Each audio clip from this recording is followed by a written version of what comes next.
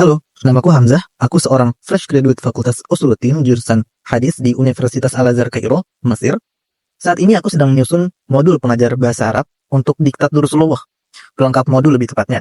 Aku juga sedang melatih kemampuan editing sebagai administrator di channel Anasir Hukum, serta menjadi interpreter atau teman-teman familiar dengan penerjemah kelas tahsin yang diampu oleh murid Syekh Aiman Rusdi, yaitu Syekh Muhammad Yahya Hafizahumullah di Makroah Hasanah. Selama Ramadan kemarin, aku mulai saga membahas hadis-hadis Arba'in Nawawi dan Atomic Habits pada hadis-hadis tersebut. Saga ini saya khususkan dengan momen Ramadan, karena sebenarnya ada saga lain yang ingin saya hadirkan terlebih dahulu. Dan insya Allah setelah saga kedua ini selesai, kita akan singkap kembali Atomic Habits yang ada pada hadis Arba'in Nawawi. Di series ini, saga ini, kita akan kuliti Islam dari berbagai aspek.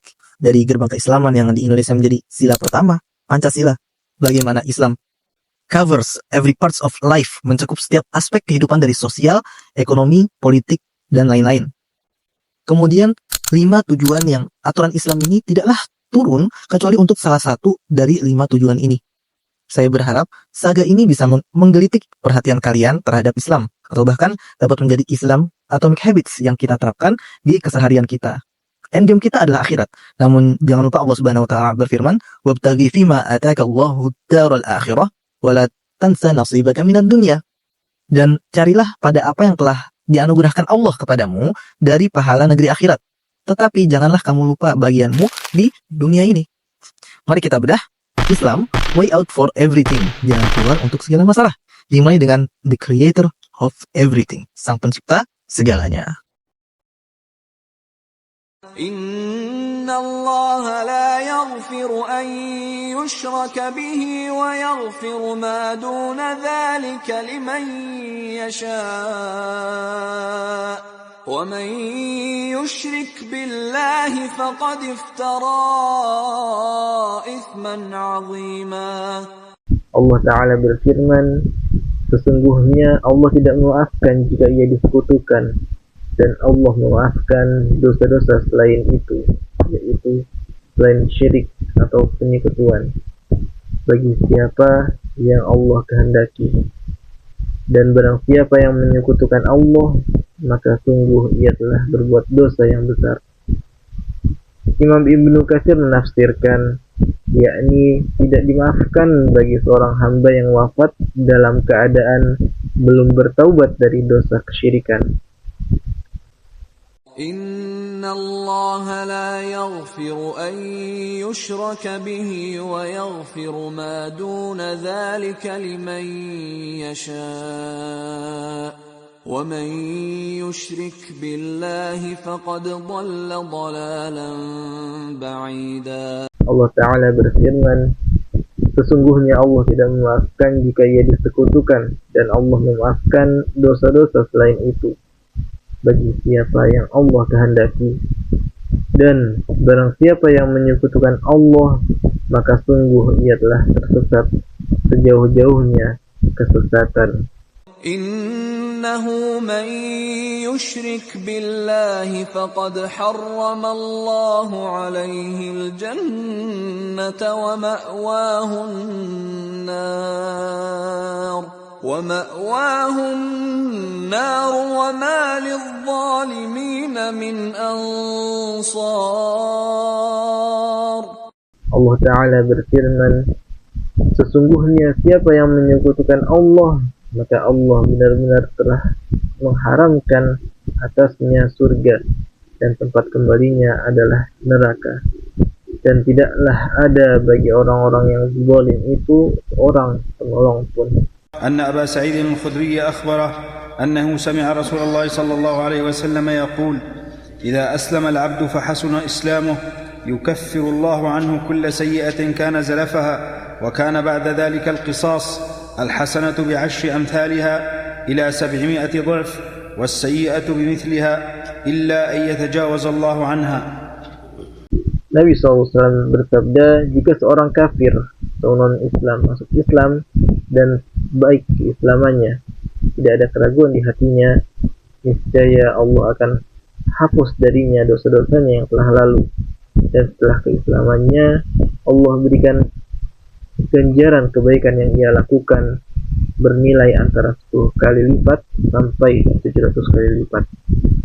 عن عبد الله بن عمرو بن العاص يقول قال رسول الله صلى الله عليه وسلم إن الله سيخلص رجلا من أمتي على رؤوس الخلائق يوم القيامة فينشر عليه 99 سجلا كل سجل مثل مد البصر ثم يقول أتنكر من هذا شيئا أظلمك كتبت الحافظون فيقول لا يا رب فيقول أفلك عذر فيقول لا يا رب فيقول بلى إن لك عندنا حسنة فإنه لا ظلم عليك اليوم فتخرج بطاقة فيها أشهد أن لا إله إلا الله وأشهد أن محمدا عبده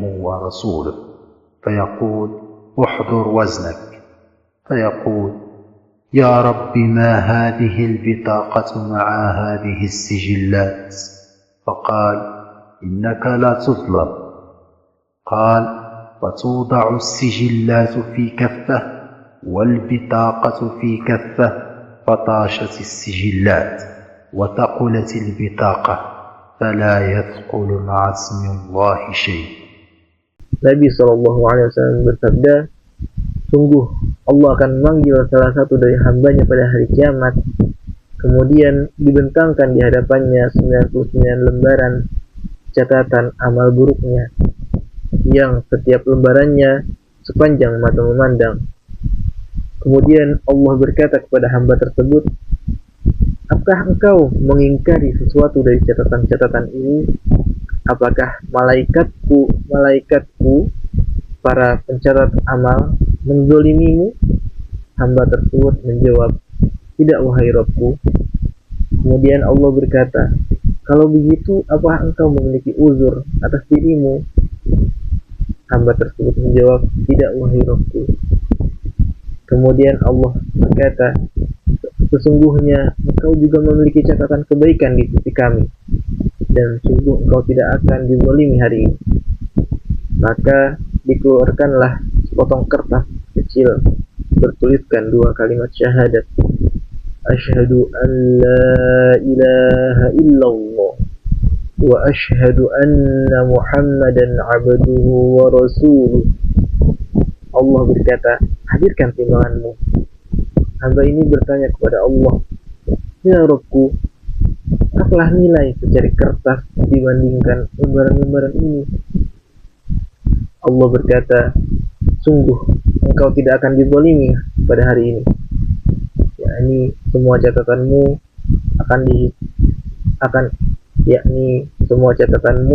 akan dihisab tak terkecuali.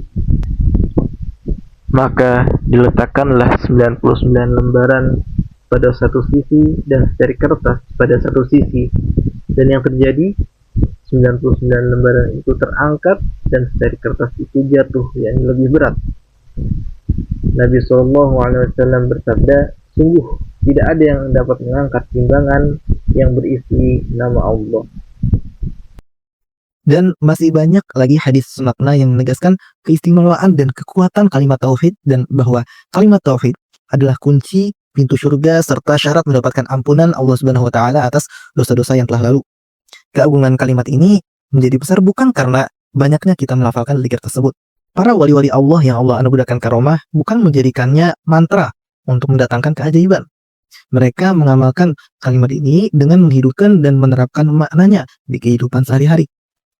Mereka yang memahami dan mengamalkan hakikat inilah yang sejatinya mendapatkan full prize, sebesar-besarnya ganjaran yang telah Allah janjikan kepada hambanya yang mengesahkan Allah di segala lini ketuhanan Allah. Seorang anak kecil bisa saja diajarkan kalimat ini, kemudian melafalkannya 100.000 kali tanpa ada pengaruh apapun di hatinya. Adapun seorang muslim sejati yang sudah mempelajari hakikat makna la ilaha illallah dan mengamalkannya akan merasakan ketenangan dalam ketaatan, merasakan kebulatan tekad dalam kegalauan, rasa syukur dalam kenikmatan. Mari kita bedah. Di sini saya bagi menjadi 2 pembahasan. Teman-teman bisa jam ini loncat ke pembahasan yang teman-teman tertarik di ujung kiri bawah sini. Pembahasan yang pertama, tauhid sebagai alasan seseorang beragama atau bersyariat atau taat kepada Allah.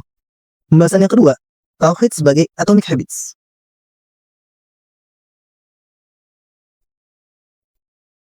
Tauhid sebagai alasan ketaatan kita pada aturan Allah. La ilaha illallah, tiada Tuhan yang berhak disembah kecuali Allah Subhanahu wa taala. Kalau teman-teman sudah menonton video sebelumnya, kita sudah bahas sih.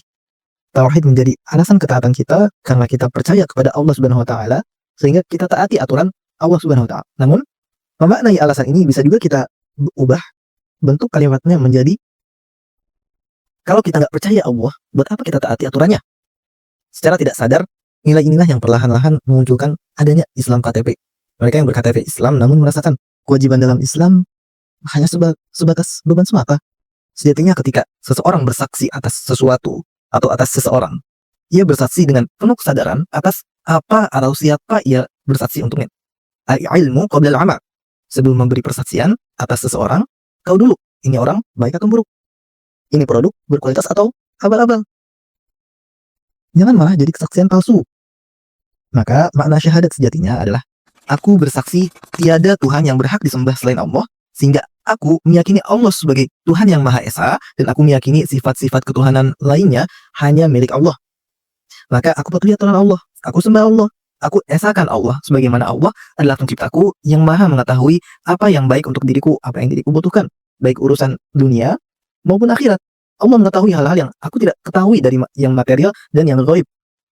Nah, semakin seseorang mengenal Allah, mengenal utusannya Nabi Muhammad SAW, semakin tulus dan yakin ia dalam beribadah.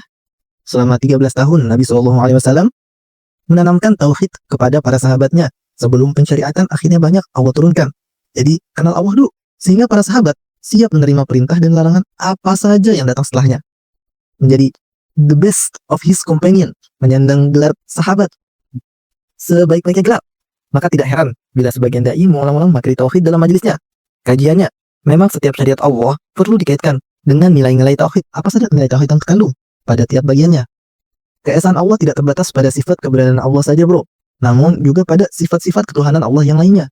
Allah Maha Esa sebagai sang pemberi rezeki, yakni hakikatnya rezeki itu Allah yang ngatur. Dengan menyiapkan sebab-sebab diperolehnya rezeki, seperti dengan hamba tersebut berikhtiar, berusaha dengan baik atau tidak baik. Keduanya tetap menjadi rezeki untuk dirinya.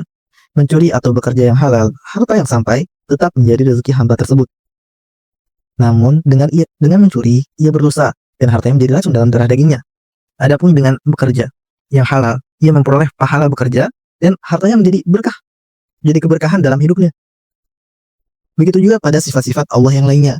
Dari yang Maha Penyayang hanya milik Allah Subhanahu wa taala, yang Maha membolak-balikan hati, yang Maha mengatur harga pasar. Nabi Muhammad SAW bersabda ketika pasar Arab sedang naik saat itu, qala innallaha huwal musa'ir, sungguhnya Allah lah yang Maha menentukan harga pasar. Hadis riwayat Tirmidzi. Allah Maha Pemaaf, namun juga murkanya sangat mengerikan. Nilai-nilai ini meresap pada hati dan jiwa para sahabat. Dengan konsep keesaan Allah yang dalam ini, dorongan ketaatan dan ketawakalan kepada Allah Subhanahu wa taala merasa tinggi. Banyak kita dapati para sahabat dan sahabiah ketika dinasihati satu sama lain, mereka bertanya kepada yang memberikan nasihat ini, apakah Allah dan Rasulnya yang mengatakan atau kamu yang mengatakan? Dan ketika mendapatkan jawaban Allah dan Rasulnya yang mengatakan, maka tidak kata selain sami'na wa ata'na, kami dengar, kami ikuti, tidak pilihan lain. Standar ini sebenarnya banyak kita temukan di remaja zaman ini. Namun kepatuhan absolutnya bukan kepada Allah, tapi kepada pacar-pacar para remaja bucin, buta cinta. Bucin ini sebenarnya positif bila bucinnya kepada Allah Subhanahu wa taala. Saking bucinnya, Allah bilang apa langsung kita kerjakan. Allah suka sesuatu, kita auto suka. Allah benci sesuatu, kita auto benci. Sifat yang menjadikan Abu Bakar sebagai sahabat terbaik di urutan pertama. Bakar Al-Muzani, murid dari para sahabat Nabi, berkata, tidaklah Abu Bakar menjadi yang terbaik di antara para sahabat karena banyaknya puasa ataupun sholat yang ia kerjakan, namun karena kemuliaan yang tertanam di dalam dada, ini kecintaannya kepada Allah Subhanahu wa taala dan kepada Rasulnya SAW. Nilai-nilai yang di zaman ini Nabi SAW sebut ada hanya pada segelintir orang yang dikenal dengan ghuraba, langka. Allahumma ja'alna minhum. Semoga Allah jadikan kita di antara para ghuraba ini. Dan di video-video mendatang kita juga akan bahas kenapa sifat ini langka, apa yang menyebabkan manusia sekarang krisis moral, akhlak, adab, serta sopan santun, dan yang terutama krisis nilai-nilai keislaman.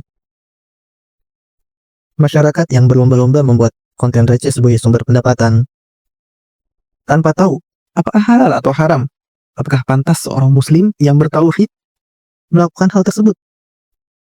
Maka cukuplah perkataan Nabi SAW menjadi tamparan bagi kita semua. Inna mimma adurkan nasu min kalamin nubuwatil ula idza lam tastahi faf'al ma syi'. Sungguh di antara quotes kenabian yang tersebar di antara manusia, jika dirimu tak lagi punya rasa malu, maka berbuatlah sesukamu. Tapi bergembiralah, selalu ada kesempatan untuk berubah. Selalu ada kesempatan untuk kembali belajar memperbaiki diri. Mereka yang sudah merasa tidak perlu belajarlah yang sejatinya tidak dapat memperbaiki dirinya lagi. Tidak dapat upgrading lagi. Bagaimana bisa memperbaiki diri bila ilmunya masih ilmu yang lama yang mengakibatkan dirinya sampai pada titik tersebut. Kembali saya ulangi, 20 menit, 30 menit sehari, but we make a progress. Kita usahakan perubahan kecil itu membunuh. Cari referensi kerangka belajarnya, apa yang kamu ingin pelajari, pahami, aplikasikan. Inilah tauhid sebagai alasanmu patuh pada aturan Allah Subhanahu wa taala. Dan ini juga tidak hanya nasihat untuk teman-teman yang mendengarkan, tapi juga untuk saya pribadi, para kuku. Sedikit disclaimer, apa yang saya sampaikan di sini bisa dikatakan hanyalah sebagai kunci bagi teman-teman untuk membuka manfaat literatur Islam. Untuk mengetahui literatur itu sendiri, maka jangan lupa hadiri majelis-majelis ilmu yang ada di sekitar saudara, atau simak video-video para syekh dan ustaz yang kredibel di YouTube. Semoga bermanfaat. Kita lanjut ke pembahasan selanjutnya. Tauhid sebagai atomic habits. Tiada Tuhan yang berhak disembah kecuali Allah, dan tiada Tuhan yang berhak memiliki sifat-sifat kesempurnaan kecuali Allah. So, control what you can control, not on what you can't. Focus on your progress, not on the result. Ada orang baru 3 bulan udah mau kurus, padahal jogging juga cuma 2 kali seminggu. Bukan ingin ngejek, namun banyak yang demikian. Terpaut dengan hasil dan tidak menikmati prosesnya. Baru 1 tahun sudah mau sukses, padahal screen time masih balapan sama jam kerja. Come on now, you know better brother. And be positive. Remove your negative thoughts. Jadi orang yang optimis. Keraguanmu, overthinkingmu, kalau nanti gini gimana, kalau nanti gitu gimana. Pikiran seperti ini yang memakan waktumu sejatinya dapat digunakan untuk membangun mimpimu, cita-citamu dengan bersikap optimis.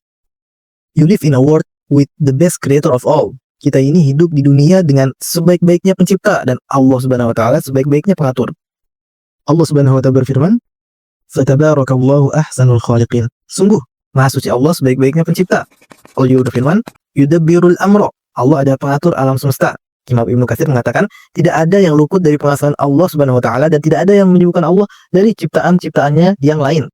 Semua dalam pengawasan dan pengelolaan Allah. Dan bisa-bisanya kita masih overthinking dan ragu dengan hidup kita. Hidup yang Allah sudah atur, tinggal kita jalani. Kau gelisah, tapi ketika bepergian, kau duduk tenang di belakang pilot yang tidak kau kenal. Come on now, you know better brother. Sedikit dari atomic habits yang banyak berseliweran di media sosial. Tahukah kamu, Allah dan Rasulnya telah menanamkan nilai-nilai ini dan atomic habits lainnya 1400 tahun yang lalu. Hakikatnya yang mengantarkan umat Islam ke masa keemasannya adalah pengaplikasian dari nilai-nilai tauhid ini. Bentar, bagaimana nilai tauhid? Ayo kita spill. Yang pertama, control what you can control, not on what you can't. Konsep tawakal dalam Islam, keyakinan bahwa Allah lah yang menentukan hasil usaha kita. Dalam Islam, kita diajarkan 2 sisi koin dalam menggapai sesuatu adalah berusaha dan berdoa. Usahakan segala sebab yang bisa kita ambil. Sisanya serahkan kepada Allah Subhanahu wa taala. Berdoa kemudian percayakan hasilnya kepada Allah Subhanahu wa taala. Karena kita yakin sejatinya Allah yang menentukan rezeki hambanya berupa kesehatan, harta, keturunan, lingkungan yang baik dan lain-lain. Allah menjadikan sunatullah atau hukum alamnya. Apabila Allah hendak menjadikan sesuatu di muka bumi ini, maka Allah datangkan dulu sebab-sebab tersebut. Jika kita yakini hal ini, kita tinggal usahakan segala sebab untuk hal-hal yang kita inginkan. Hasilnya, serahkan kepada Allah. Tawakal. Jika hasilnya baik, kita bersyukur kepada Allah atas nikmat keberhasilan. Jika hasilnya buruk, kita bersabar dan introspeksi dulu. Jangan-jangan usaha yang kita lakukan ini emang belum maksimal. Tapi kalau sudah, maka yakinlah hasil tersebut atas kehendak Allah Subhanahu wa taala dan Allah lebih tahu apa yang baik untuk kita. Siapa yang tahu hakikat di belakang hal-hal yang kita lalui, ternyata dengan satu hal yang kita anggap buruk, kita terhindar dari 3, 5, 10 hal yang lebih buruk. Adapun mereka yang hanya berusaha tanpa berdoa dan menyerahkan hasilnya kepada Allah, hakikatnya manusia yang sombong merasa hasil yang ada hanya berkat perhitungan materi manusia semata. Bolehlah kita katakan, ya hanya sekedar lagi malas berdoa, malas beribadah. Namun rasa malas tersebut sejatinya tidak akan lestari pada jiwa muslim yang rendah hati, yang mengetahui dari mana hakikat kesuksesan datang.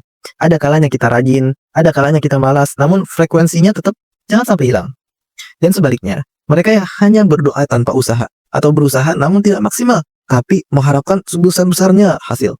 Sejatinya mereka hidup dalam angan-angan, bermimpi dan berharap ketika mata terbuka, apa yang diimpikannya ikut muncul. Dalam Islam, istilah ini disebut dengan ittikal, doa tanpa usaha. Sedangkan Allah memerintahkan kita tawakal, usaha plus doa. Ingat, usaha plus doa. Bukan doa tanpa usaha, bukan juga usaha tanpa doa. Yang kedua, focus on your progress, not on the result. Ini sejatinya sama dengan penjelasan yang sebelumnya.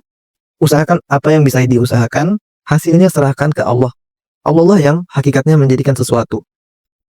Allah berfirman, "Wa ma ramaita idh ramaita walakinna Allah rama." Wahai Muhammad, hakikatnya bukan engkau yang melempar debu itu ketika dirimu melempar kepada pasukan Quraisy. Namun hakikatnya Allah lah yang melemparkan debu tersebut hingga mengenai tiap dari pasukan Quraisy. Oleh karena itu, jika Allah belum kehendaki terjadi, bagaimanapun kita berusaha, harapan kita tidak akan tercapai. Allah Subhanahu wa taala berfirman, "Innaka la tahdi man ahbabta walakinna Allah yahdi man yasha." Sesungguhnya dirimu, wahai Muhammad, tidak punya kuasa untuk memberi hidayah kepada orang yang kau cintai. Namun Allah lah yang memberikan hidayah kepada siapa yang Allah kehendaki. Itulah pentingnya berdoa, tawakal kepada Allah setelah usaha yang telah kita kerahkan. Dekati Allah Subhanahu wa taala dengan melaksanakan perintah-perintahnya. Tunaikan yang wajib bila masih ada waktu, lengkapi dengan yang sunnah. Dengan demikian, keberkahan akan Allah berikan kepada hamba-hambanya yang taat.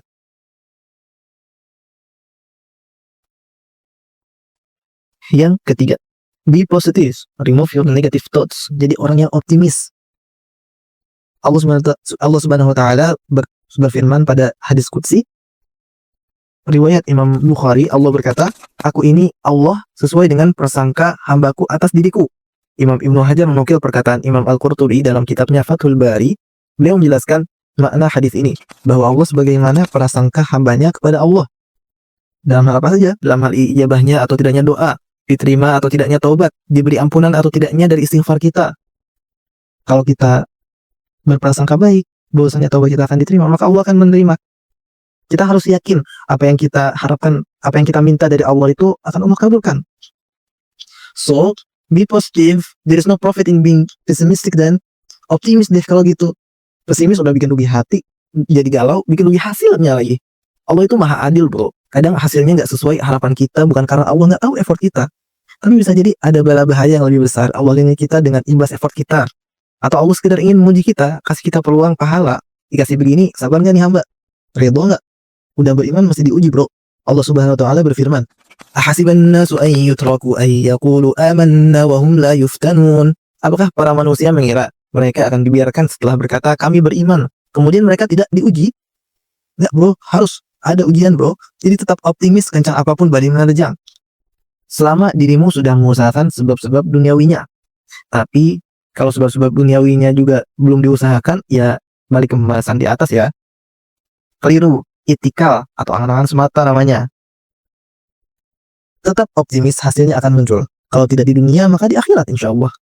Kalau kita tenang di belakang pilot yang tidak kita kenal, karena kita yakin mereka profesional, sudah diuji, tapi khawatir rezeki esok hari bagaimana, padahal Allah maha memberi rezeki. Ini bukan profesional lagi, yang maha pengasih, lagi maha penyayang. Sepertinya kita kurang kenal Allah kalau masih ada keraguan itu dalam hati kita. Sungguh, Al-Quran ini merupakan harta karun dan hadislah kuncinya. Tapi harta karun yang satu ini tidak tersembunyi di bawah tanah, namun tersembunyi di atas tanah-tanah majelis ilmu. Tanah yang dipijak para ulama, penyambung lidah dari baginda Nabi SAW sampai ke kita. Dengan dermawan mereka sebarkan isi harta karun ini dalam keadaan terbuka, lengkap dengan hadis pelengkap dan penjelasan para ahli dari zaman ke zaman. Bahkan baginda Nabi Muhammad SAW berkata, yang artinya sungguh beruntung mereka yang dapat menikmati harta karun ini. Wa innal ulama warasatul anbiya wa innal anbiya lam yuwarrithu dinaron wala dirhaman. Wa innama warasul ilma faman akhadahu akhadha bihadzin wafir. Dan sungguh para ulama adalah pewaris para nabi, dan sesungguhnya para nabi tidak mewariskan satu spesial dinar maupun dirham, melainkan mereka mewariskan ilmu. Maka barang siapa yang mengambilnya, yaitu warisan itu, yaitu ilmu, maka sesungguhnya ia telah mengambil bagian yang melimpah. Semoga Allah beri kita kemudahan dalam mempelajari Islam, terutama ilmu tauhid, dan cara pengamalannya bagaimana. Ingat, dan cara pengamalannya, ilmu dan amalnya, sebagai kunci kebaikannya keislaman seseorang, juga kunci rahmat dan ampunan Allah untuk kita. Dengan demikian, siraman rohani yang kita terima ada dampaknya dalam hidup kita, bukan sekedar rasa kantuk di hari Jumat. Oke? Wassalamualaikum warahmatullahi wabarakatuh. Semoga bermanfaat. Kritik, saran, dan masukan terbuka di kolom komentar. Assalamualaikum.